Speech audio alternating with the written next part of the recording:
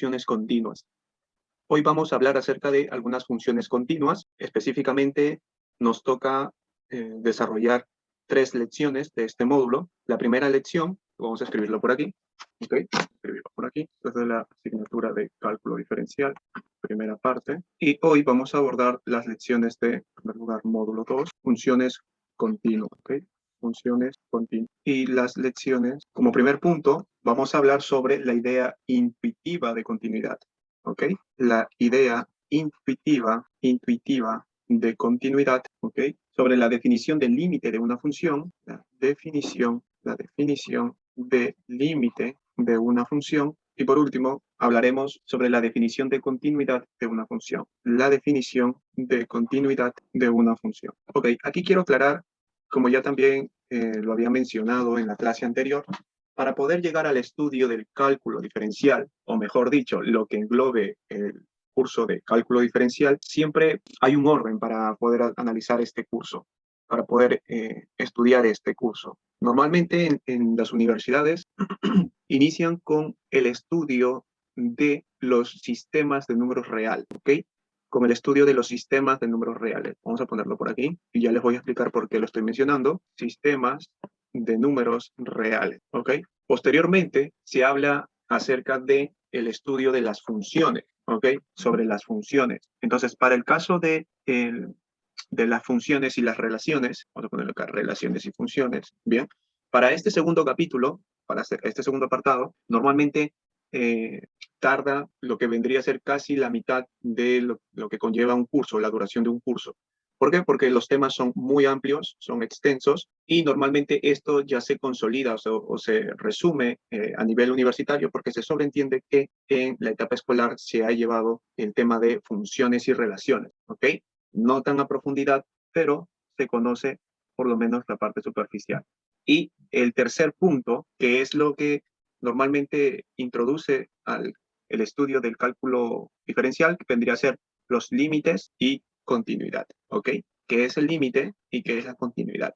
En la clase anterior había dicho que cualquier estudiante no puede conocer conceptos de límite y continuidad sin antes haber estudiado por lo menos los sistemas de números reales. Así que aquellas personas que todavía no tengan un concepto de sistemas de números reales y qué conlleva el estudio de ello, se les va a hacer un tanto difícil poder desarrollar ejercicios de límite y de continuidad. ¿Ok? Y bueno, ya sabemos que una vez teniendo conocimiento de límite y continuidad, nos sumergimos al campo o al estudio de la derivada. Bien, que prácticamente la derivada es la esencia del cálculo diferencial, ¿no? Y por último, las famosas aplicaciones, ¿ok? Aplicaciones de la derivada. Bien, ¿qué es lo que se pretende con la realización de este curso de cálculo diferencial primera parte? Con este curso lo que se pretende es poder llegar por lo menos al concepto de lo que vendría a ser la derivada, ¿ok? Ustedes pueden analizar todo el temario completo del curso y van a poder darse cuenta el por qué se está dividiendo en dos, ¿ok? Las aplicaciones de la derivada también lo vamos a ver más adelante, e incluso si es que no me equivoco, vamos a llegar a la introducción del planteamiento de ecuaciones diferenciales, ojo, solamente tomando en cuenta la parte que conlleva al cálculo diferencial, ¿ok? Entonces, hasta dónde hemos podido llegar. Y también van a poder observar en la segunda parte del curso de cálculo diferencial todos los temas relacionados a las aplicaciones, que son muy, muy interesantes. La derivada tiene muchas aplicaciones en casos tanto de campos de la ciencia como de la ingeniería e incluso en ciencias sociales hoy en día, ¿no? Como lo había mencionado en un ejemplo en la clase anterior. Así que para no confundir al estudiante, el día de hoy, muy aparte de las 3 lecciones que vamos a hacer o desarrollar, voy a mencionarles un tema o vamos a tratar de abordar los 2 primeros temas que he mencionado aquí, que vendrían a ser el sistema de números reales y relaciones y funciones, ¿ok? No vamos a profundizar porque no contamos con tiempo para ello y se sobreentiende que en el curso de cálculo diferencial vamos a enfocarnos más en lo que vendría a ser límite, derivada y aplicaciones de la derivada, ¿ok? Entonces vamos a dar algunas pinceladas sobre estos 2 primeros temas. Así que empecemos. Voy a poner por aquí como primer punto el sistema de números reales. Sistema de números reales. ¿Ok? Para aquellas personas que no tengan idea sobre qué engloba el sistema de números reales o el estudio de los números reales, voy a hacer algunas menciones sobre lo que en la clase de hoy vamos a desarrollar. ¿Ok? En primer lugar, vamos a dar una pequeña introducción y definición sobre qué es un sistema de números reales. ¿Ok? Así que voy a poner por aquí una pequeña definición sobre el sistema de números reales. Entonces, si abordamos y queremos y nos preguntamos, mejor dicho, qué es un sistema de números reales, nosotros vamos a poder decir que llamaremos a un sistema de números reales un conjunto. ¿Ok? Es un conjunto que normalmente se denomina con la letra R. ¿Ok? Con la letra R. Ya lo habrán visto bastante esto en matemática. Y este conjunto está provisto de dos operaciones. ¿Cuáles son? Estas dos operaciones es la suma, o mejor dicho, la adición, y por otro lado está la multiplicación, ¿ok? Vamos a denotarlo con un punto. A estas dos, ojo con esto, a estas dos operaciones con las cuales vamos a interactuar en un conjunto de números reales, se les va a llamar leyes de composición interna, ¿ok? Entonces, cuando nosotros veamos operaciones de suma y multiplicación entre números reales, vamos a sobreentender que a todo ello se le llama leyes de, ojo con esto, composición interna, leyes de composición interna. Bien, y aparte de ello, saben que toda operación debe tener un orden para poder llegar a un resultado. Entonces, en este caso, también vamos a involucrar a las inecuaciones. Inecuaciones, y sabemos que en las inecuaciones vamos a ver símbolos como el mayor, menor, menor que y mayor que. ¿De acuerdo? Entonces, ya sabemos por aquí que vamos a estudiar las inecuaciones. Lógicamente que si estudiamos inecuaciones, vamos a tener que estudiar las ecuaciones, lo cual está dentro de las leyes de composición. Estas son las ecuaciones, ¿ok? Donde vamos a ver operaciones como suma, resta, multiplicación, división, etc. Y por otro lado, las inecuaciones. Ahora, ¿cuál es la primera ley? ¿Cuál es la primera ley de composición interna? Esa es una de las grandes preguntas. Pero antes de poder resolverlo, voy a colocar por aquí, para que no quede en el aire, la definición que habíamos dado al inicio. Y vamos a poner que llamaremos, como lo habíamos dicho, llamaremos sistema de números reales a un conjunto R, a un conjunto que esté provisto ¿de quién? Esté provisto de todos estos componentes, ¿ok? Es decir, de leyes de composición interna, la simbología más menos multiplicación, división, todas las operaciones, mejor dicho, y ecuaciones e inecuaciones, ¿ok? De aquí que normalmente, pues, en los libros tradicionales de cálculo diferencial siempre te enseñan primero axiomas y conjuntos, y luego ya profundizan un poco en el tema de números reales. Bien, entonces, como estábamos hablando de que todo sistema de números real conlleva operaciones matemáticas, y para ello todo eso engloba las leyes de composición, voy a mencionar aquí aquellas leyes que definen un sistema de números real. ¿Ok? ¿Cuál es la primera ley entonces? Hablamos de que la primera ley de composición interna vendría a ser la siguiente. R, ya sabemos que son los números reales. Entonces, entendamos por R a un número real cualquiera. ¿Ok? Y si yo coloco por R, ¿qué se da a entender? Se da a entender que es el producto de dos números reales, ¿verdad?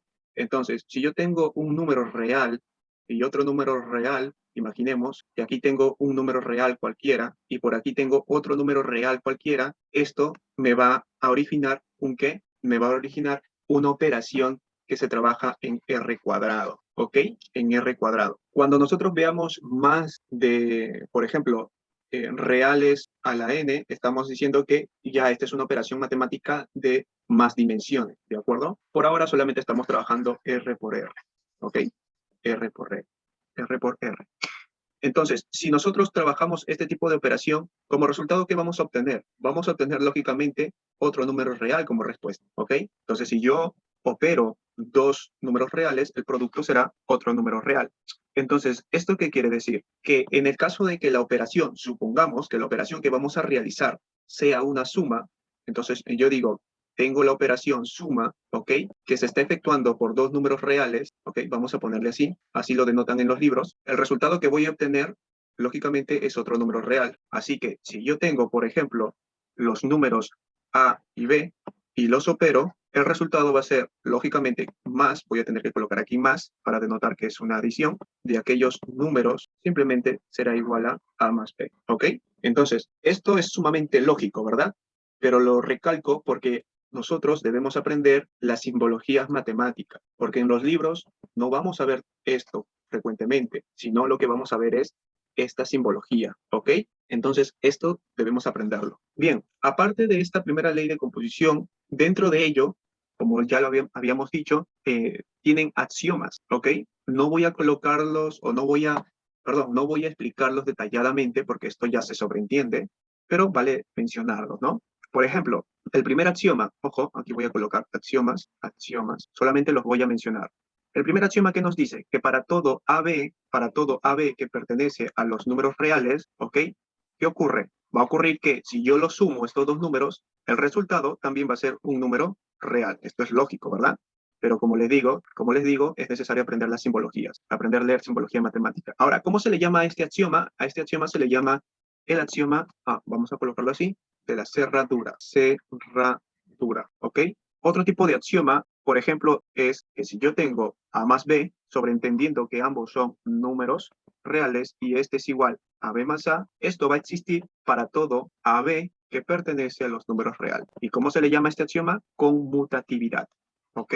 De la conmutatividad. ¿Qué otro axioma tenemos por aquí? A ver, si yo tengo, imaginemos, tres números, A, B y C, ¿ok? Y yo sumo los dos primeros y luego con el tercero, yo puedo cambiar las posiciones de estas variables, ¿no? ¿Cómo se le llama a ese axioma? Eso ya lo hemos visto, eso lo conocemos todos. Cuando alteramos el orden, esto siempre va a ocurrir para todo valor de A, B y C que pertenece a los reales. Y esto es el axioma de asociatividad, ¿de acuerdo? Bien. Y así también va a existir, por ejemplo, la identidad, ojo con esto, la identidad aditiva, ¿no? La identidad aditiva es un caso muy particular que nos menciona que para todo A que pertenece a los reales va a existir, ¿ok? Existe un cero que pertenece a los reales, tal que A más cero, que me va a dar como resultado lo mismo a decir a un cero más A, ¿verdad? Y esto sabemos que es igual a A. Este axioma se le conoce como la identidad aditiva, ¿ok? El axioma de la identidad aditiva. Bien, entonces, nuevamente repito para los chicos que recién estén entrando, nuevamente repito. Bien, parece que sí, han entrado. Ok, repito, el tema que vamos a abordar, o los temas que vamos a abordar hoy día son estos tres, que como lo pueden ver está en su bandeja de correo, pero nosotros vamos en la clase de hoy a realizar los temas de sistemas de números reales y relaciones y funciones. No vamos a profundizar tanto en estos dos temas porque sabemos que nuestro objetivo es realizar estas tres lecciones que están programadas. Así que vamos a dar algunas pequeñas pinceladas, nada más, algunas pinceladas sobre sistemas de números reales y relaciones y funciones. ¿Ok? Así que estamos ahora en sistemas de números reales viendo la simbología y los axiomas que son muy importantes, ¿ok? Y por último está el axioma, vamos a colocarlo por aquí, que nos menciona que para todo A que pertenece a los reales existe, ¿de acuerdo? La negación de A que pertenece también a los números reales, tal que A, ojo con esto, tal que A sumado con el otro valor que hemos dicho que existe, que vendría a ser la negativa del mismo, va a ser igual a menos A más A, y esto será igual a 0, ¿ok? ¿Esto qué quiere decir? Que para el estudio de sistema de números reales vamos a tener o vamos también a poder realizar operaciones con la contraparte negativa de un número, ¿ok? Sí se puede. Entonces esto es un axioma. ¿Ok? ¿Y cómo se le llama este axioma? Este axioma se le llama el opuesto aditivo. El opuesto aditivo. Le ponemos aquí el axioma del opuesto aditivo. Bien. Y así como existe la primera ley de composición interna, que en este caso es para una suma, lo hemos puesto para una suma, van a existir también la segunda ley de composición interna, que es para el caso de la multiplicación, porque habíamos dicho al inicio, que las leyes de composición básicamente se van a regir en la adición y la multiplicación, ¿ok? Y esto lo vamos a aplicar para las ecuaciones, ¿de acuerdo? Entonces, la segunda ley de composición interna tiene los mismos axiomas, axioma de cerradura, de conmutatividad, de asociatividad. Tenemos la identidad multiplicativa en el caso de la multiplicación, lógicamente, y el inverso multiplicativo, ¿no? Entonces, no voy a repetir estos primeros axiomas porque es lo mismo para el caso de la multiplicación, solamente voy a colocar los dos últimos que se diferencian, ¿de acuerdo? Entonces voy a colocar por aquí la segunda ley de composición interna, y habíamos dicho que esto es para el caso de la multiplicación, ¿ok? Multiplicación de números reales.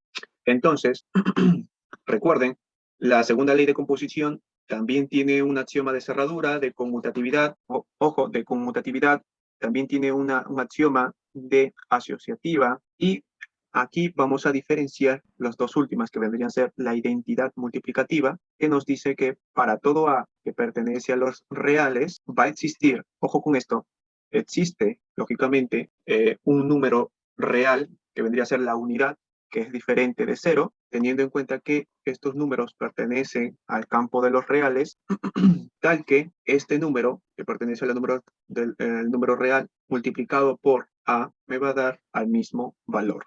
¿Ok? A esto se le conoce como la identidad multiplicativa. Y por último, si tenemos que para todo A que pertenece, ojo con esto, a los reales, teniendo en cuenta de que A es diferente de 0, ¿de acuerdo? Va a existir un A a la menos 1 que pertenece también a los reales, porque recuerden que toda operación entre números reales nos va a dar como resultado otro número real. Tal que, y acá viene la operación que vamos a realizar, que vendría a ser A multiplicado por A a la menos 1, lo cual nos va a dar, bueno, lo vamos a conmutar, sería así, y esto nos va a dar igual a la unidad, ¿ok? Bueno, este es el inverso multiplicativo. Inverso multiplicativo. Multiplicativo. Bien, entonces la pregunta que tal vez muchos se hagan, ¿y esto de qué me va a servir? ¿No? Y la respuesta sería, les va a servir cuando desarrollen ejercicios de límites. Porque para poder desarrollar ejercicios de límites, se debe tomar en cuenta varios axiomas del sistema de números reales. Normalmente hay personas que no le encuentran la importancia en esto, pero cuando están resolviendo ejercicios de límites, no saben qué hacer. Entonces yo les recomiendo de que estas propiedades no lo pasen por alto, o estas leyes, mejor dicho, no las pasen por alto, para cuando estemos desarrollando ejercicios de límite. Bien. Y también existen algunas relaciones de orden, ¿de acuerdo? Que no los voy a escribir acá, pero solamente los voy a mencionar. Sabemos que cuando tenemos dos números, por ejemplo, A y B, estos A y B pertenecen al campo de los reales, va a existir un orden entre ellos. Es decir, o bien A es menor que B, o B es mayor, perdón, o B es menor que A. Entonces, eso también se cumple para el campo de los números reales. Si tenemos tres números, de igual manera, ¿no? A es menor que B o B es menor que C, por lo tanto, A sería menor que C. Eso también se cumple. Así que, ok. Y también existe la relación de orden en base al cero, ¿ok? Si un número es mayor que cero, este número es un real positivo. Si un número es menor que cero, esto es un real negativo. Bien. Existen otros axiomas, como por ejemplo el axioma de sustitución, el axioma distributivo, existen algunos teoremas de igualdad, ¿ok? Todo esto, los teoremas de igualdad, lo vamos a omitir por ahora, ¿por qué? Porque se sobreentiende que ya se conoce, ¿verdad? Ok, entonces vamos ahora, lo habíamos puesto por aquí arriba para poder guiarnos, ¿ok? Dentro del sistema de números reales vamos a desarrollar la representación de los números reales, ¿ok? Así que vamos a poner por aquí representación de los números reales, Bien, ¿cómo nosotros podemos representar los números reales? Geométricamente se puede representar a través de una línea horizontal, ¿no? A través de una línea horizontal, un eje, podemos ubicar el 0, que ya sabemos por el axioma que hemos visto arriba, que el 0 está dentro del campo de los números reales y que también juega un papel importante en las operaciones que hacemos en un sistema de números reales, ¿verdad? En este caso, vamos a distribuir o vamos a representar los valores que hay en el campo de los números reales con base en 0, ¿ok? ¿Esto qué quiere decir? Que si sobre una recta se fija su origen, que vendría a ser este 0, una unidad y un sentido positivo, entonces cada punto de una recta le corresponde un número real. Entonces ubicamos los puntos, por ejemplo, estos 4 puntos y acá también 4 puntos, y a cada punto de la recta le va a corresponder un número real, ¿ok? Y a cada número real también le corresponde un punto de la recta, ¿ok? Vale la precisión. Aquí también tenemos 2, 3, 4 y por aquí menos 1, menos 2, menos 3 y menos 4, ¿correcto? Ahora, esto es una representación sencilla del campo de números reales. Pero cuando nosotros queremos denotarlos a través de conjuntos, vamos a decir lo siguiente, ¿no? En un primer orden, ¿qué tipos de conjuntos encontramos? Me refiero a conjuntos de números. Conjuntos de números. ¿Qué tipos de conjuntos encontramos? Vamos a encontrar a los números naturales, ¿cierto? El conjunto de números naturales. Ellos están en un primer orden, números naturales. Luego vamos a encontrar al conjunto de los números enteros, el conjunto de números enteros. Luego vamos a encontrar al conjunto de los números racionales. Luego encontraremos a los irracionales, luego a los reales, que es el conjunto que estamos estudiando, y por último el conjunto de los números complejos, ¿ok? Conjunto de los números complejos. Bien, ahora, ¿cómo nosotros podemos ordenar esta información? No vayan a pensar de que todos los conjuntos que están aquí están separados. No, de hecho, vamos a poner aquí complejos. De hecho, el campo de los números naturales, ¿ok? El campo de los números naturales, enteros, racionales, irracionales, están dentro de lo que conforma el campo de los números reales, ¿ok? Y fuera del campo de los números reales vamos a encontrar a los complejos. Y aquí ya entran los números imaginarios, ¿no? La parte real y la parte imaginaria. Así que si nosotros queremos englobarlos en dos grandes grupos, sería el primer grupo por aquí, que son de los números reales, y por aquí el otro grupo que son de los números complejos, ¿de acuerdo? Dentro de los números reales tenemos a los racionales y los irracionales, ¿ok? Les ponemos por aquí, estos son los racionales y estos son los irracionales. Y dentro de los racionales, como ya sabrán, se encuentran todos los números, ¿no? Los números naturales y dentro de los números naturales, los números enteros, ¿ok? Estos son los números naturales y dentro de los naturales, los enteros. Es decir, que todo número entero es un número natural, ¿ok? Y dentro de los números naturales, no solamente vamos a encontrar los números enteros, sino los números fraccionarios también, ¿de acuerdo? Que eso ya está dentro de el campo o el conjunto de números racionales. Bien, entonces, dicho esto, ya tenemos una idea de cómo están organizados los conjuntos de los números, ¿verdad? Y nosotros podemos dar incluso ejemplos. Para el concepto, bueno, números naturales sabemos cuáles son. Podemos imaginarnos un ejemplo. En el caso del conjunto de números enteros, también, ¿verdad? Para el conjunto de los números racionales, bueno, racionales sabemos que están dentro los naturales, los enteros también, pero vamos a encontrar los decimales, ¿ok? Los decimales. Así que aquí dentro de los racionales podemos encontrar, voy a ponerlo por aquí, este ejemplo, ¿no? Si hablamos de decimales, estamos hablando de decimales periódicos, como por ejemplo el 0, A, B, C, ¿de acuerdo? O también los decimales periódicos mixtos, que esto ya también lo hemos visto hasta incluso en el colegio, ¿no? Que vendría a ser A, B, C, D, E, por ejemplo, y solamente una parte es periódica pura.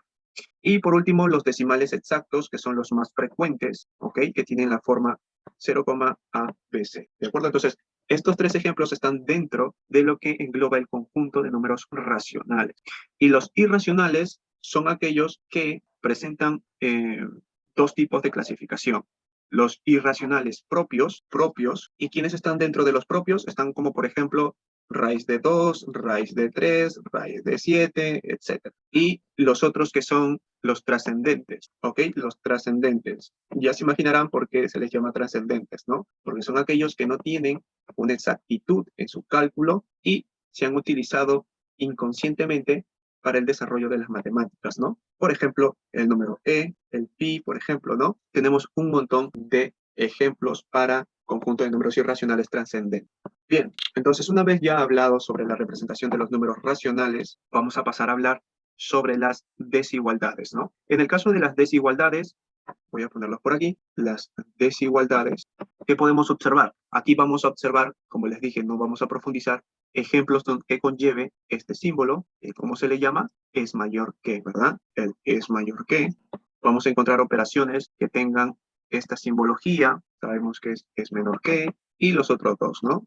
Ya, bueno, está de más, creo que el mayor igual que y el menor igual que. Perfecto. Entonces, por definición, podríamos decir que un número real cualquiera, de acuerdo, por ejemplo, x, es positivo si este x es mayor a 0, ¿no? Entonces decimos que x es positivo si solo si x es mayor que 0. Es por definición. Y un número real cualquiera, y, por ejemplo, es negativo si solo si x es menor que 0. Entonces, ¿por qué la importancia de definir el 0?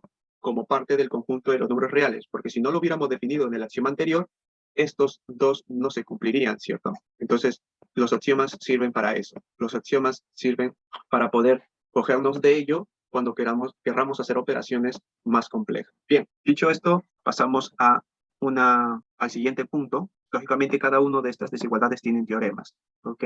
No los vamos a abordar todos. Así que vamos a mencionar algunos que se consideren importantes. Por ejemplo, vamos a poner aquí algunos teoremas. Ok, a ver, supongamos que tenemos A, B, ok, que pertenecen a los reales. Y nosotros decimos que si A, ojo con esto, si A es menor que B, entonces, ¿qué ocurrirá si lo multiplico por el negativo? O sea, por -1 a cada expresión, a cada valor. ¿Qué ocurre con el signo? Claro, se va a cambiar, ¿verdad? El orden cambia. Entonces, al multiplicarlo por -1 a cada expresión lo multiplicamos por -1, lo que va a ocurrir es que el orden ahora de lo que era menor, A va a ser mayor, ¿de acuerdo? Entonces, menos A será mayor que menos B. Esto lo vamos a utilizar para los futuros ejercicios. Esto es una acción, perdón, un teorema. El siguiente teorema vendría a ser, si tenemos A, imagínense esto, si tenemos por aquí A que pertenece a los reales, ¿ok? Y vamos a definir a como diferente de 0, o sea, A no puede ser 0 para este teorema. ¿Qué vamos a concluir? Si lo elevamos al cuadrado A, ¿cómo debe ser? Definitivamente tendría que ser mayor que 0, es decir, positivo, ¿verdad? Ok, esto tiene mucho sentido. De todas maneras, ¿por qué no precisamos si A es mayor o menor que 0? Porque simplemente aquí hemos puesto, por ejemplo, que A pertenece a los reales. No hemos precisado si es negativo o positivo. ¿Saben por qué no se precisa? Porque sea positivo o sea negativo, al elevarlo al cuadrado, siempre nos va a dar un positivo como resultado. Por eso es que solamente se pone A pertenece a los reales. ¿Ok? Es decir, A puede ser negativo, puede ser positivo, pero no puede ser 0. Esa es la única condición. Bien, esto lo vamos a utilizar también más adelante. Y por último, imaginemos que si A pertenece a los reales, ¿ok? Nos dan una condición, nuevamente, que A sea diferente de 0. Entonces, si nosotros a lo elevamos a la -1, ¿qué ocurre? Va a ocurrir dos casos, ¿ok?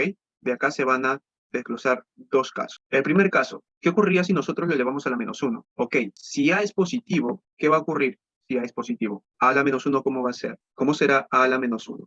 Será positivo, ¿verdad? Y si A es negativo, ¿cómo será A a la -1? Negativo.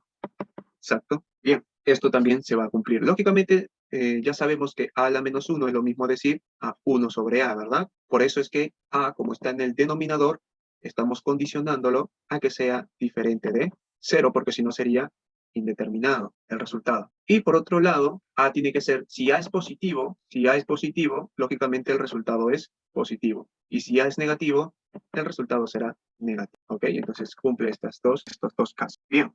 Dentro del campo del sistema de números reales, o dentro del campo de los números reales, también se habla sobre las inecuaciones, ¿de acuerdo? También se habla sobre las inecuaciones. Bien, vamos simplemente a recordar esta parte. Para el caso de las inecuaciones, sabemos que una inecuación es una desigualdad, ¿ok? En la que se van a hacer comparaciones entre una o más cantidades que se desconocen. Es decir, que tienen en su estructura, en su composición, una variable, una incógnita, ¿de acuerdo? Y que solo se verifica para determinados valores, ¿ok? Es decir, que solamente podemos llegar a los resultados reemplazándolos y que cumpla con la inecuación. Ahora, en el caso de las ecuaciones, siempre nos va a dar como resultado, ojo con esto, nos va a dar como resultado, por ejemplo, un elemento o varios elementos en específico, ¿de acuerdo? Por ejemplo, si nosotros tenemos, por ejemplo, si tenemos 9, raíz de 9, tenemos dos resultados, ¿verdad? Que puede ser 3 o puede ser -3, ¿cierto? ¿Por qué? O sea, en el caso de que tengamos que la raíz cuadrada, lo ponemos así, que esto sea igual a x. Entonces, si tenemos esto, al elevarlo al cuadrado, -3 al cuadrado va a resultar 9 y 3 al cuadrado también va a resultar 9. Entonces, tenemos aquí en nuestro conjunto solución dos valores nada más, ¿ok? -3 y 3. En las inecuaciones no vamos a observar esto. En las inecuaciones vamos a observar un despliegue de soluciones, es decir, vamos a observar un conjunto de valores, ¿ok? Que cumplen con la inecuación dada. Por ejemplo, aquí vamos a encontrar dentro de nuestros conjuntos de solución intervalos, que puede ser desde -infinito hasta infinito, ¿ok? Bueno, en el caso de infinito siempre se coloca intervalo abierto, siempre abierto, ¿ok? Entonces, esa es la diferencia entre los resultados de una inecuación y una ecuación. Bien, entonces hay dos tipos de intervalos. Hay dos tipos de intervalos. Están los intervalos cerrados, y los intervalos abiertos, ¿ok? En el caso de los intervalos cerrados, gráficamente son así. Ubicamos los dos puntos, A y B, y todos los puntos que están dentro de estos dos extremos van a pertenecer al conjunto solución. Es decir, el intervalo vendría a ser desde A hasta B, tomando en cuenta el valor de A y B en el conjunto solución. ¿Ok? Estos son intervalos cerrados, cuando tomamos en cuenta a y B en el conjunto solución. De forma contraria, cuando tengamos una línea y dentro de ello ubicamos los mismos valores A y B, pero los valores de A y B como tal no satisfacen la inecuación, entonces no se les va a tomar en cuenta en el conjunto solución. A esto se le representa con un círculo sin pintar, ¿verdad? Por lo tanto, el intervalo será abierto, ¿ok? Entonces, hasta ahí podemos entender la diferencia de A. ¿Qué más vamos a observar? ¿Cómo es la connotación de cada uno de los casos? ¿Cómo podemos nosotros connotar cada uno de estos casos? Lo vamos a connotar de la siguiente manera. Para el caso del intervalo cerrado, sabemos que, vamos a ponerlo por aquí, X, que va a ser cualquier punto que se encuentre dentro de este intervalo, va a estar entre A y B, ¿cierto? Entonces, como este es un intervalo cerrado, decimos cerrado en A hasta B cerrado, este intervalo se va a interpretar como X, que es la incógnita. En primer lugar, sabemos que va a pertenecer a los reales, ¿no? Eso es lógico, a los reales. Tenemos que siempre poner aquí a qué campo pertenece la variable independiente. Tal que, y aquí en esta segunda parte, vamos a colocar la relación que hay entre la variable con los elementos que hemos puesto en el ejemplo. ¿Ok? ¿Y cuál es la relación? ¿Cuál es ese sistema de relación? Que X va a estar entre A y B. Pero ¿cómo van a estar? O sea, A y B también pueden ser valores que pueda obtener X. Sí, por lo tanto, se les pone que X es mayor o igual a o menor o igual a B. Y cerramos el sistema. De igual manera, para un intervalo abierto, lo simbolizamos de esta forma y expresamos que X pertenece a los reales, tal que X va a ser mayor que A, pero menor que B, ¿ok? Entonces, esos son los dos tipos de intervalos en las inecuaciones. Existen también otros intervalos, ¿no? Estos son ya variaciones, son variaciones. Por ejemplo, cuando uno está abierto y el otro cerrado, cuando uno está cerrado y el otro abierto, ¿ok? Y por último, el intervalo infinito, ¿no? O los intervalos infinitos. Bien, para este caso, el mismo ejemplo, tomamos la recta, colocamos solamente un punto, supongamos A, y los valores que van a satisfacer la inecuación van a ser desde A, ¿ok?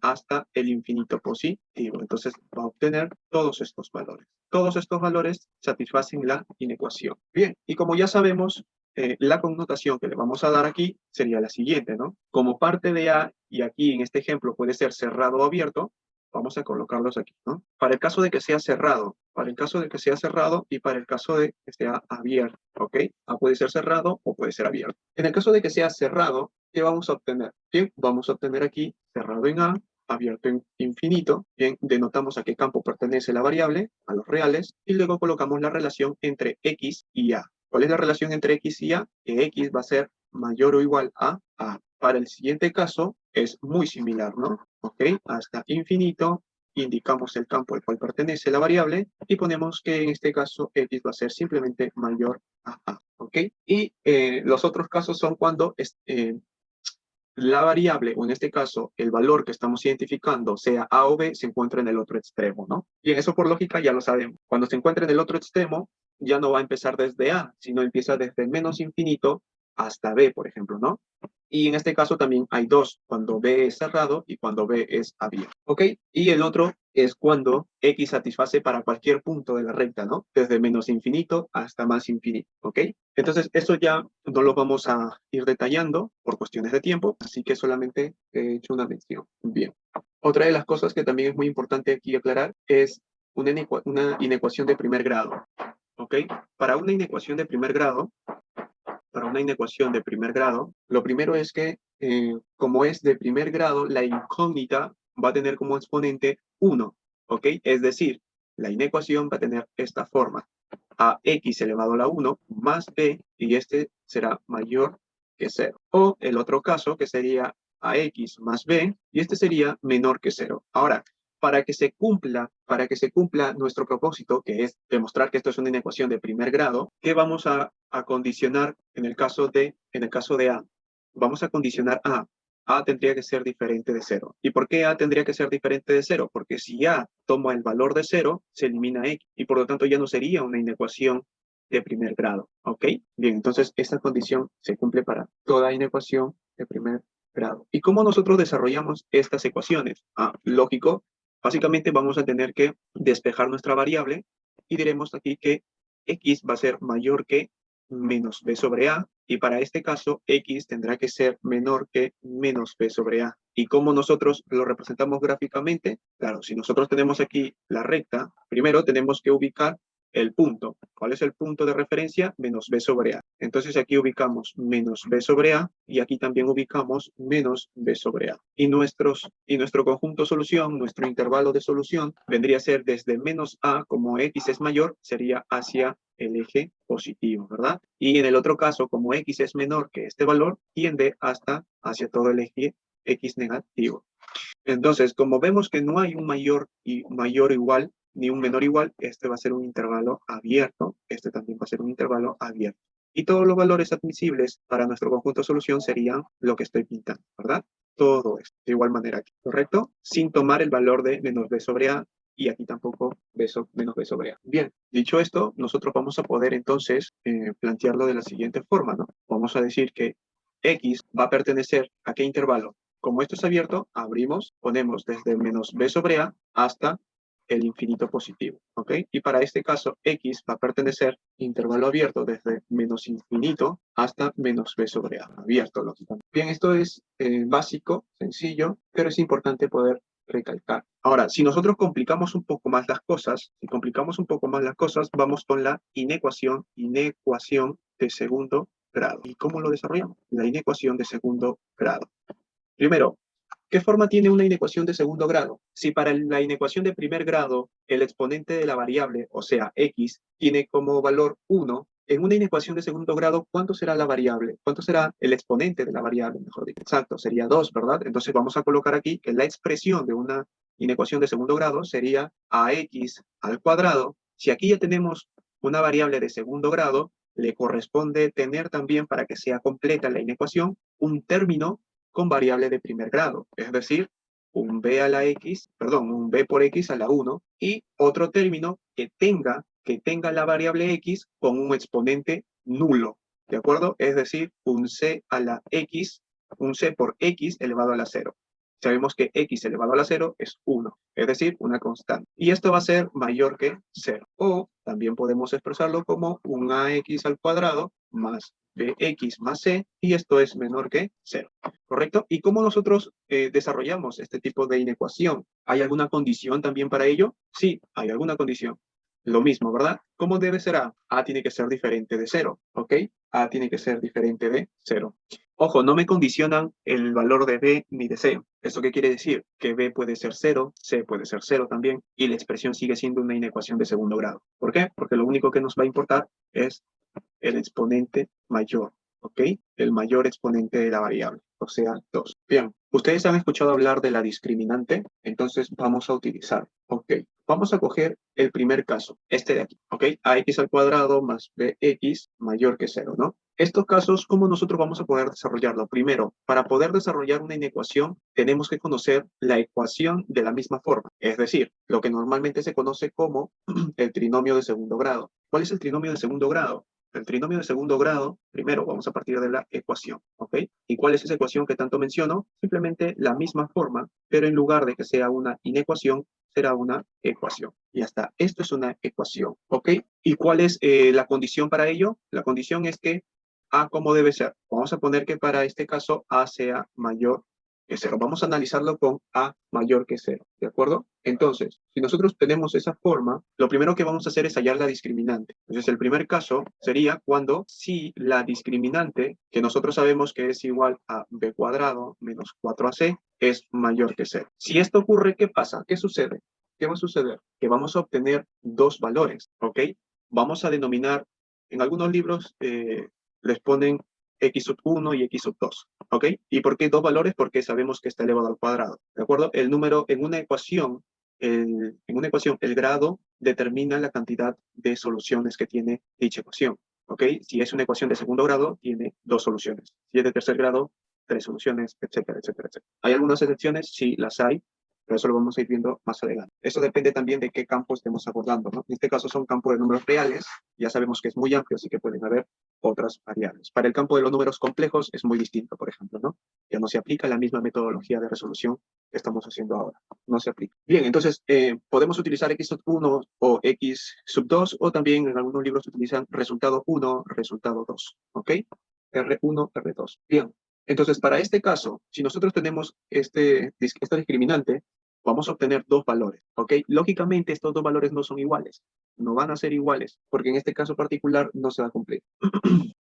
Entonces, vamos a suponer que un resultado es menor que el otro, ¿ok? R sub 1 es menor que R sub 2. Como son diferentes, uno tiene que ser menor que el otro. Eso es lógico. Entonces, estos dos valores diferentes anulan el trinomio ax al cuadrado más bx más c igual a 0. ¿Qué quiere decir con anular?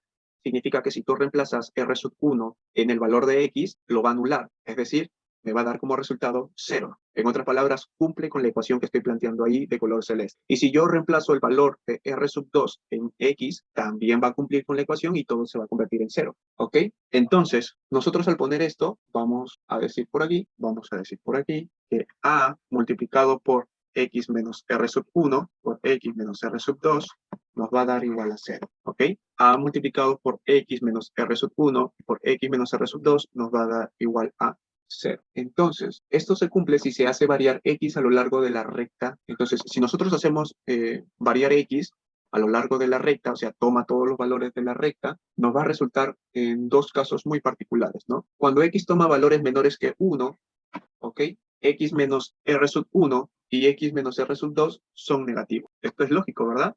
Porque si X es negativo, vamos a ponerlo por aquí, si X es negativo y este valor también es negativo, ¿qué ocurre con todo lo que está dentro del paréntesis? ¿Qué va a ocurrir con todo lo que está dentro del paréntesis? Claro, todo esto se torna negativo. ¿Y qué ocurre con todo esto? Exacto, ¿verdad? Esto también se torna negativo. Entonces, si yo tengo estos valores, ¿qué ocurre con el trinomio ax al cuadrado más bx más c?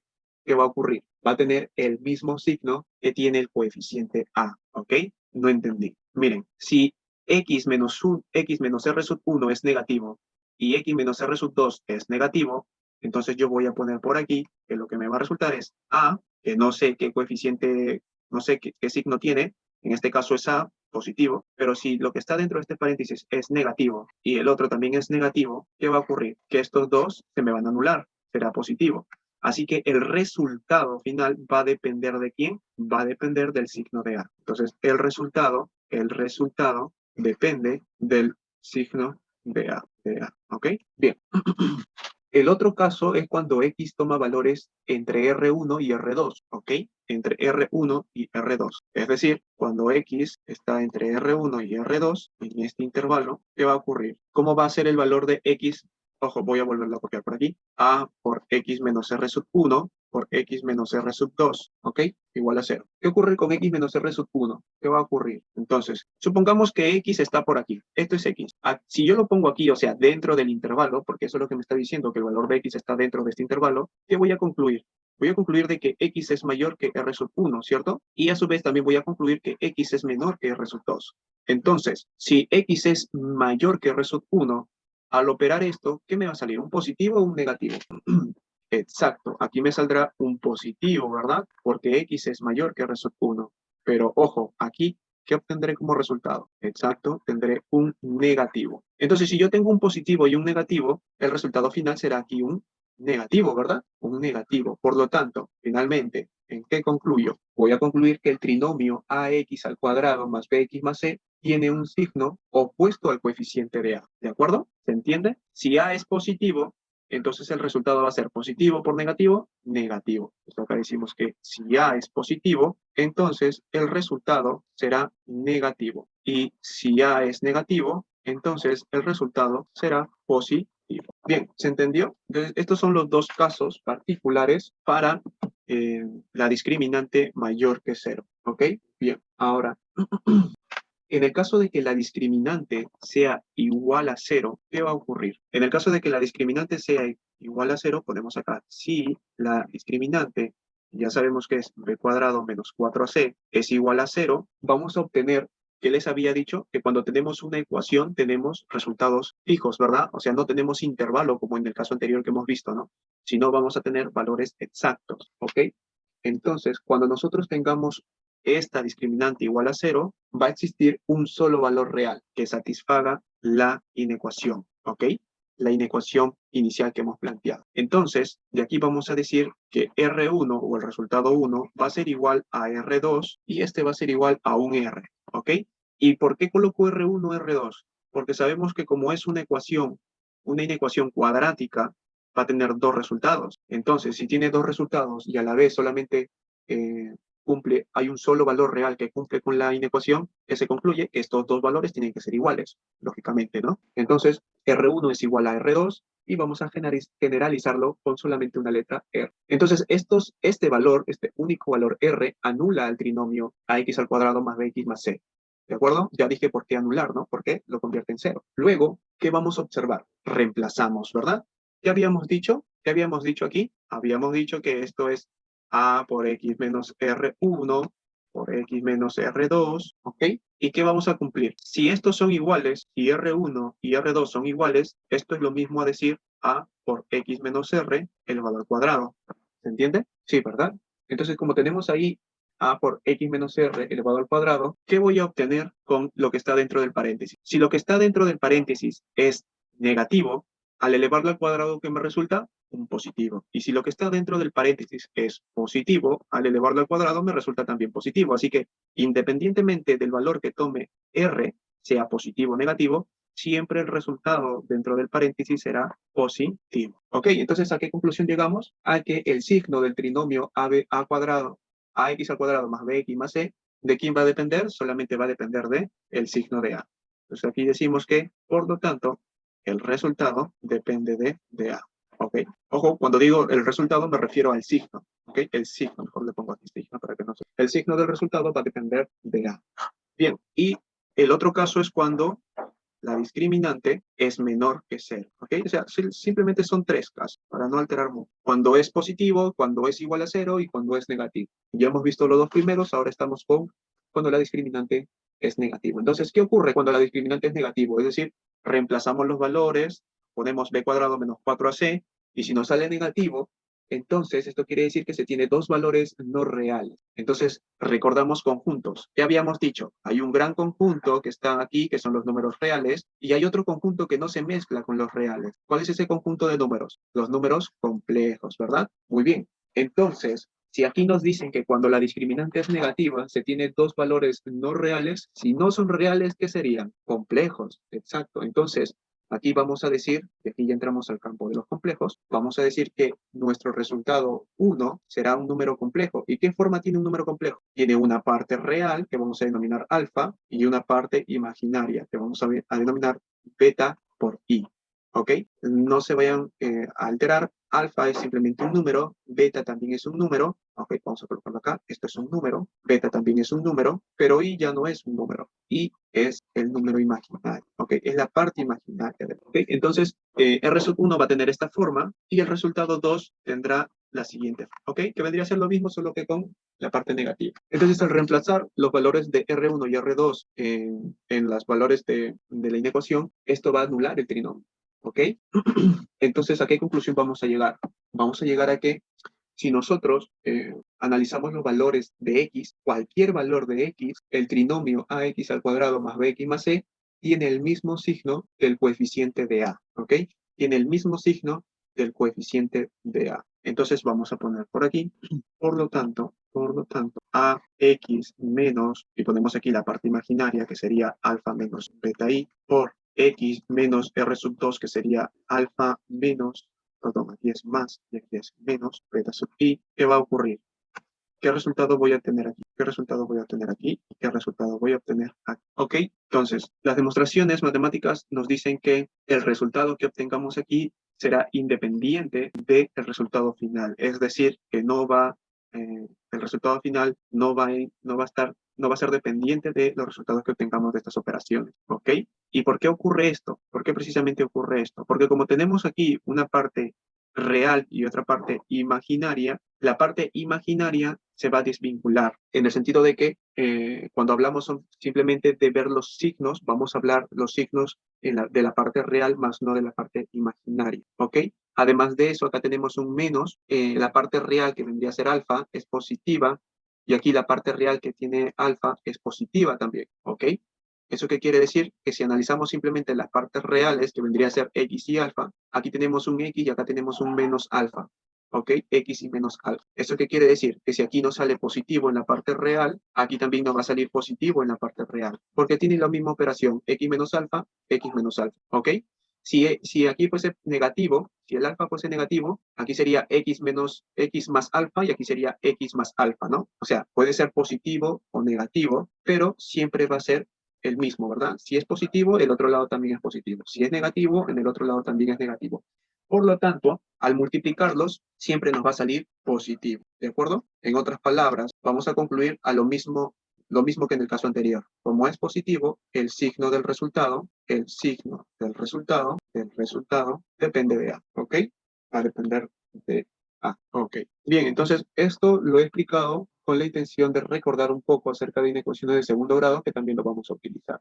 Lo vamos a utilizar bastante. Bien, entonces, dicho esto, vamos a entrar ahora sí a las 3 lecciones que habíamos planteado inicialmente, ¿ok? Bien, si hasta aquí existiera alguna duda, por favor pueden hacerlo. Bien, entonces como no existe ninguna duda, vamos a pasar al siguiente tema, que vendría a ser límite, ¿ok? Vamos a ver el límite de una función, que vamos a colocar por aquí, el tercer tema que vamos a abordar, que sería límite, el límite, que son los límites, ¿ok? Bien, ok. Ahora, chicos, la teoría de límites de una función es muy importante para conocer la teoría del cálculo diferencial, ¿ok? ¿Por qué? Porque esto nos va a conllevar a estudios como la continuidad, la derivada, la integral, etcétera, ¿ok? Así que antes de dar una definición de lo que vendría a ser límite de una función, vamos a dar una idea intuitiva de este tema, ¿ok? Entonces, vamos a poner un número real, supongamos un número real cualquiera, ¿ok? Y una función definida, una función que va a estar definida en la proximidad de cualquier número, lo que también se le conoce como el punto de proximidad, ¿ok? Supongamos que este punto de proximidad sería A, así que vamos a denotar lo que vendría a ser el límite. Ponemos aquí la gráfica de una función, cualquiera, ¿de acuerdo? Entonces vamos a poner por aquí, en primer lugar, dibujar nuestros ejes X y nuestro eje Y dibujamos una función cualquiera. Para no complicarnos la vida, vamos a dibujar que dicha función parta o esté cerca del origen, ¿ok? Para que no haya un desplazamiento que tanto en el eje X como en el eje Y. Así que dibujamos aquí esta función, ¿ok? Y nosotros vamos a ir dibujando, en este caso, los valores, vamos poniendo por aquí, a ver, esto es Y, f de X, y como dije, vamos a poner los valores que definen el intervalo que vamos a analizar, ¿ok? Supongamos aquí que el intervalo sea desde x1 hasta x2, ¿ok? Entonces sabemos que para un valor de la abscisa le corresponde su respectivo valor en la ordenada, ¿no? ¿Y cuál es ese valor? F de x sub 1. De igual manera aquí, para un valor en la abscisa que le va a corresponder su respectivo valor en la ordenada, F de x sub 2, ¿ok? Entonces, ¿a qué conclusión vamos a llegar en esta primera parte muy pequeña? Vamos a llegar a la conclusión de que un intervalo de resultados o de variables, mejor dicho, un intervalo de variables en X nos da como resultado otro intervalo de variables en Y, ¿ok? Entonces, vamos a definir como L a un número real. Supongamos que L está por aquí, pongamos, ¿no? ¿Ok? Este es un número real, ¿por qué? Porque no sé si les comenté, pero siempre el límite, ojo, el límite de una función nos va a dar como resultado un número real, ¿ok? Así que aquí los valores en Y va a ser un número real. Ojo con esto, va a ser un número real. Esto es en el campo de los reales, ¿ok? Bueno, lo voy a colocar de esta manera. Lo voy a colocar de esta manera. L pertenece a los reales, ¿ok? R por R, o a veces le ponen como R cuadrado, es lo mismo. Bien, aparte de ello tenemos ahí la función f de x. ¿Qué más vamos a tener aquí? Aquí vamos a tener el punto del cual vamos a analizar. En este caso vamos a colocar un x sub 0, por ejemplo, y nosotros sabemos que si aquí colocamos un x sub 0, este x sub 0 le va a corresponder su respectivo valor en y, ¿de acuerdo? Entonces, vamos a plantearnos la siguiente suposición. Cuando x se aproxima, ojo con esto, cuando x se aproxima a ese punto que estamos analizando, que vendría a ser x sub 0, ¿qué va a ocurrir con f de x? F de x se va a aproximar a L, ¿verdad? Ok, entonces, si nosotros tenemos este intervalo, ojo con esto, tenemos aquí este intervalo, ¿ok? Tenemos este intervalo. Y si nosotros hacemos que los valores de x, ¿cuáles son los valores de x? X sub 1 y x sub 2, ¿verdad? Si hacemos que los valores de x tiendan a ser x sub 0, es decir, que este x sub 1 se acerque a x sub 0 y este x sub 2 se acerque al valor de x sub 0, qué va a suceder en el eje Y? Claro, si yo altero x sub 1, también se me va a alterar f de x sub 1. Y si yo altero x sub 2, también se me va a alterar f de x sub 2. Por lo tanto, también existirá aquí una alteración en el eje Y. Vamos a colocarlo de otro color. Aquí también existirá una alteración. Entonces, si x sub 1 tiende a 0 y x sub 2 tiende a 0, lógicamente f de x sub 1 tenderá a L y f de x sub 2 tenderá también a L. ¿Ok? Hasta ahí todo claro. Entonces, lo que vamos a decir es que f de x está próximo a L. ¿Ok? Esta idea o este planteamiento dio origen al concepto de límite. ¿Ok? Pero para poder entender el concepto de límite, vamos a dar algunas definiciones previas. ¿Cuáles son esas definiciones previas? Primero, ¿qué es el punto de acumulación? Debemos nosotros conocer qué es el punto de acumulación. ¿Ok? Entonces ponemos aquí el punto de acumulación, Algunos libros tienen otra terminología, pero la idea o el principio es lo mismo. ¿Ok? Bien, entonces vamos a decir que x sub 0 vendría a ser, en este caso, el punto que estamos analizando. Entonces, si estamos hablando del campo de los números reales, x sub 0 tiene que pertenecer en primer lugar a los reales, ¿de acuerdo? Entonces, al punto x sub 0 lo vamos a llamar punto de acumulación. Esto es el punto de acumulación, y creo que se sobreentiende ya, ¿no? Porque la terminología de acumulación, ¿no? Porque allí es donde se va a concentrar todos los valores del intervalo x sub 1, x sub 2, ¿ok? Entonces, se le va a llamar a x sub 0 punto de acumulación del conjunto, ¿ok? En este caso, el conjunto que vamos a determinar aquí, vamos a llamarle A, ¿de acuerdo? Este es el conjunto A. Toda esta línea de naranja es el conjunto A, ¿ok? Conjunto A. Entonces, si x sub 0 pertenece a los reales, A también tiene que pertenecer a los reales, ¿de acuerdo? Bien. Entonces, la única condición que ocurre o que podemos plantear es que vamos a llamar a x sub 0 punto de acumulación del conjunto A si y solo si todo intervalo abierto de centro x sub 0 contiene por lo menos un elemento x que sea diferente de x sub 0. ¿Ok? Entonces, dicho de otra manera, vamos a colocar aquí que x sub 0 será el punto de acumulación. Vamos a denominarlo punto de acumulación si y solo si, ojo con esto, todo intervalo abierto de centro x sub 0, todo intervalo abierto de centro x sub 0, vamos a denominarlo así, todo intervalo abierto de centro x sub 0, contiene por lo menos un elemento de x que sea diferente de x sub 0, ¿ok? Entonces, acá vamos a colocar tal que x pertenezca al conjunto A y x sea diferente de x sub 0. Bien, bueno, para que se entienda mejor, chicos, lo que quiere dar a entender todo esto es que si yo tengo aquí el conjunto y coloco un punto cualquiera, ¿ok? Un punto cualquiera, este punto cualquiera va a pertenecer al conjunto A si es que está dentro del intervalo x sub 1, x sub 2, es decir, que pertenece al conjunto A. Y además de ello, este punto x tiene que ser diferente de x sub 0. Listo.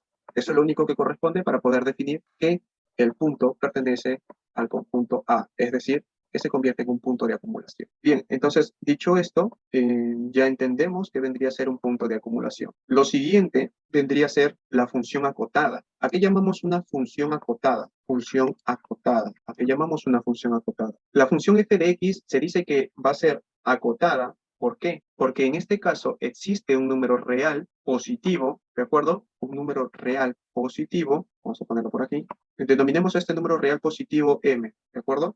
Vamos a decir que f de x tendrá que ser menor o igual a este número real positivo para todo x que pertenezca al dominio de la función, ¿ok? ¿Se entiende hasta allí? Para poder entenderlo mejor, vamos a citar un ejemplo. Supongamos que nosotros tenemos un valor cualquiera, por ejemplo, un valor X, por ejemplo, ¿no? O, claro, un valor, no sé, X sub 3. Y X sub 3 está dentro del dominio de la función, ¿ok? Pertenece al dominio de la función. Entonces, si X sub 3 pertenece al dominio de la función, entonces a este valor le va a corresponder su respectivo número real en Y, ¿verdad? ¿Ok? Entonces, si este resultado en Y, ojo, en Y es mayor o igual que la función f de x, recuerden que esto de aquí es y, o sea que y es menor o igual al valor m, entonces la función va a estar acotada, es decir, va a tener un límite. ¿Y cuál es ese límite? Ese límite es m precisamente, ¿no? Entonces, eso significa que una función es acotada. Por ejemplo, ¿no? Si nosotros ya para aquellas personas que conozcan la función del coseno, por ejemplo, supongamos aquí que tenemos la función del coseno. El coseno de x, que sea la función, ¿ok? Nosotros sabemos que el coseno de x está acotada porque existe un número, ojo, tal que f de x tiene que ser menor a ese número. ¿Y cuál es ese número o ese límite? Nosotros sabemos que en el caso del coseno, los límites son -1 y 1, ¿verdad? Eso sí lo sabemos, -1 y 1, ¿ok? Entonces nosotros vamos a decir que f de x, el valor absoluto de f de x, es decir, solamente la parte positiva, ¿ok? Que va a ser igual al valor absoluto de coseno de x. ¿Y cuál es el valor absoluto de coseno de x? Solamente será desde el eje X hacia arriba, ¿no? Solamente la parte positiva. Esto tendrá que ser menor o igual a 1, ¿verdad? Porque ese es un límite superior. Entonces, esto da a entender de que f de x es igual a coseno de x, es una función acotada, ¿ok? Acotada. Creo que con este ejemplo se entiende mejor, ¿no? Ya entendemos que es una función acotada, aquella función que tiene un límite, ¿ok? Un límite. Y hasta allí nada más cumple la función y no es infinita. Ok, entonces dicho esto, vamos a pasar a la definición del límite. Y aquí sí les pediría que presten un poco más de atención porque la definición del límite es un poco engorrosa, ¿ok? Entonces, si nosotros colocamos aquí definición de límite, diremos lo siguiente, ¿no? Si nosotros consideramos una función, ojo, vamos a poner aquí, nosotros conocemos que ¿quién es? Es el conjunto de los valores en X, ¿verdad? Y sabemos que este A tiene que estar incluido en los números reales. ¿Por qué le ponemos incluido? Porque estamos hablando de un conjunto, ¿no? Bien, incluido en los números reales, ¿de acuerdo? Entonces, ¿qué es lo que se va a cumplir? Que el dominio de la función va a ser igual a, ¿verdad? Y por otra parte, ¿qué tenemos? Tenemos al x sub 0. ¿Qué ocurre con el x sub 0? Es el punto de acumulación de ¿quién? De A, ¿verdad? X sub 0 es el punto de acumulación de ¿quién? De A. ¿Y quién es A? A es el dominio de la función. Entonces, una vez detallado estas dos condiciones, ¿qué vamos a decir? Se dice que el número real L, ya sabemos quién es L, ¿verdad? ¿Quién era L? L es el valor correspondiente en el eje Y, ¿de acuerdo? Vendría a ser el valor correspondiente del punto de acumulación en el eje Y. Entonces decimos que se dice que el número real L es el límite, ojo, de la función f de x. L es el límite de f de x. Cuando x se aproxima, ojo con esto, cuando x, bueno, esto de aquí también es lógico, ¿no? X tiene que aproximarse ¿a qué valor? Al punto de acumulación, ¿verdad? Cuando x se aproxima a x sub 0. Entonces, ¿cómo es que se denota todo esto? ¿Cómo es que denotamos todo esto? Lo vamos a denotar de la siguiente manera, ¿no? Vamos a decir que el límite, cuando x tiende a x sub 0, ¿de quién? De la función f de x, será igual a L.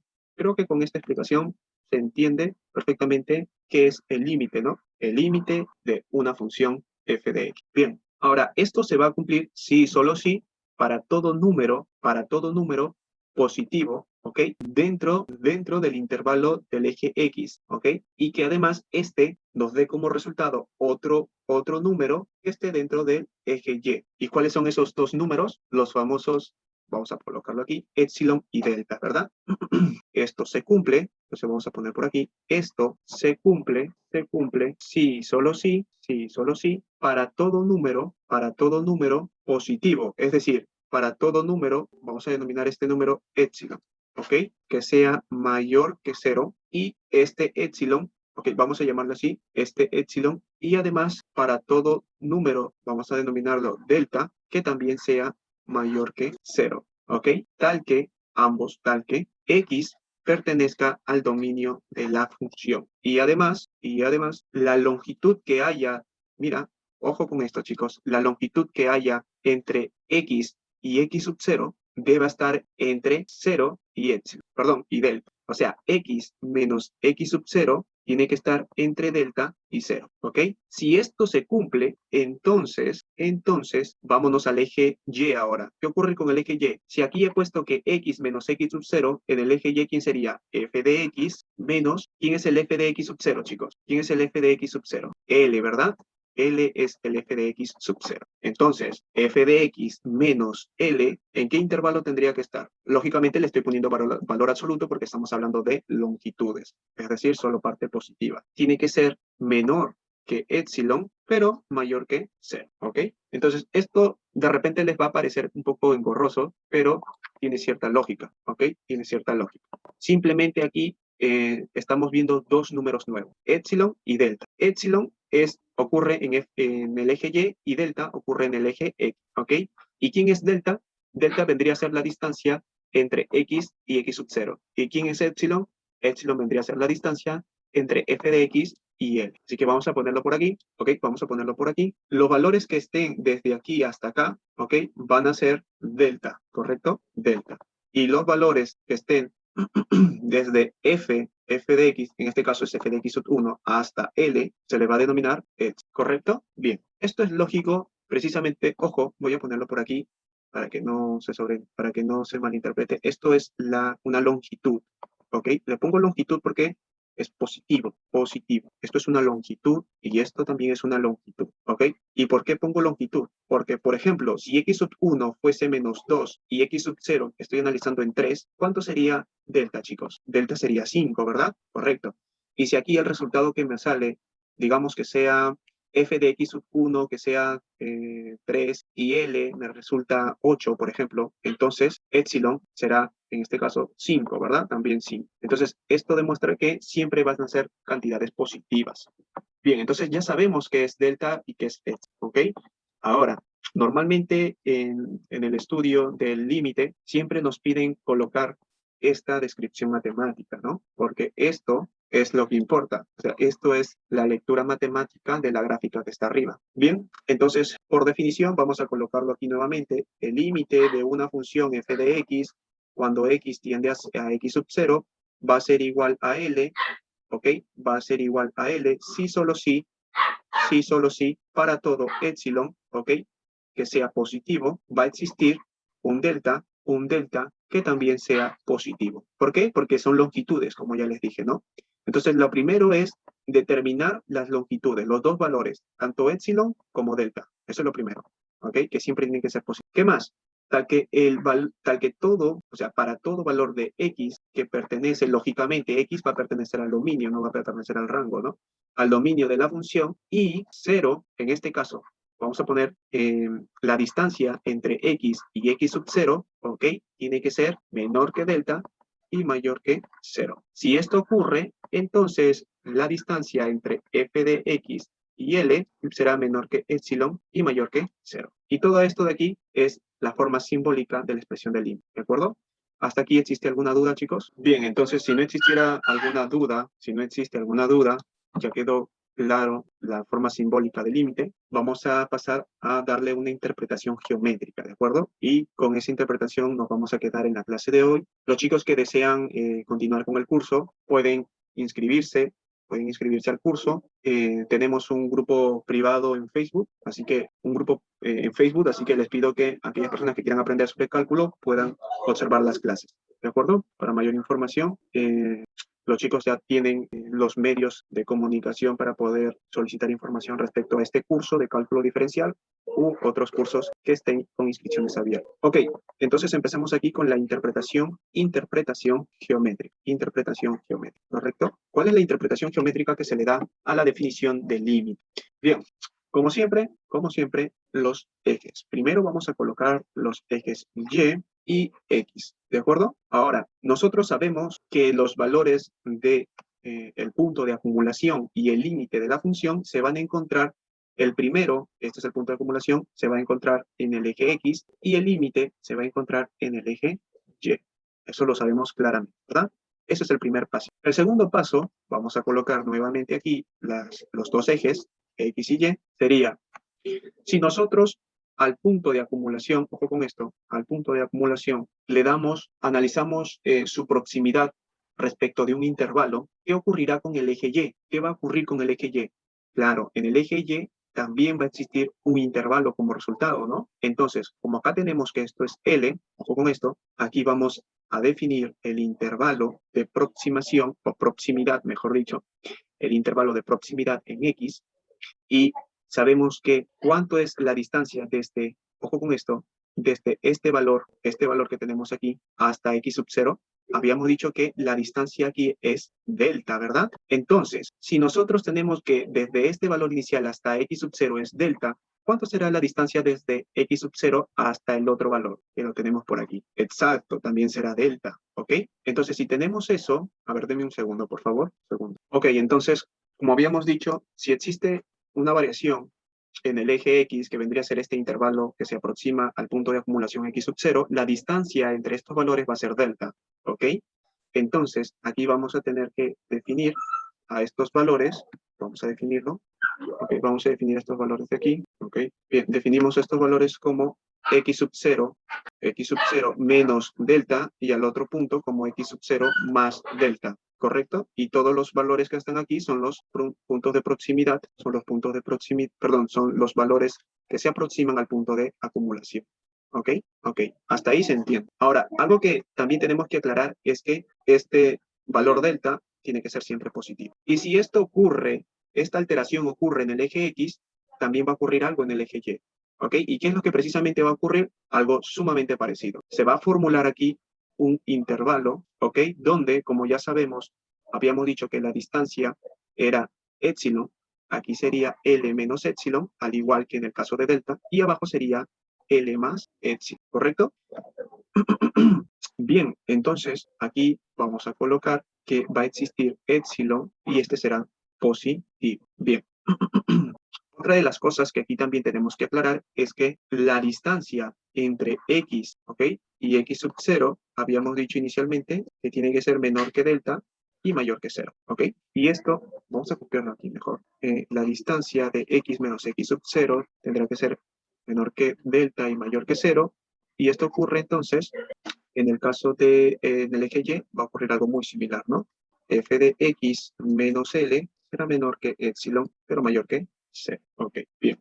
Entonces nosotros ya podemos darnos una idea del concepto o la interpretación geométrica del límite. Ok, bien. Entonces, finalmente vamos a colocar aquí nuevamente la definición a partir de la interpretación geométrica. Sería que el límite de la función f de x, cualquiera, cuando x tiende a x sub 0, siempre va a ser igual a L, ¿verdad? Y tiene que cumplir estas condiciones. Bien, chicos. Entonces, hasta aquí nos vamos a quedar el día de hoy. En la próxima clase vamos a realizar ejercicios de límite, aplicando tanto la definición del límite que tenemos aquí arriba. Ojo, que para cada ejercicio vamos a tener que desarrollar esta simbología y también darle su respectiva interpretación geométrica. ¿Ok? Bien. Entonces, nos quedamos hasta aquí. Nos vemos en la tercera clase del curso de cálculo diferencial. ¿Ok? No olviden visitarnos en nuestro sitio web y para cualquier información llamar a través de los enlaces que están en nuestra página de Facebook.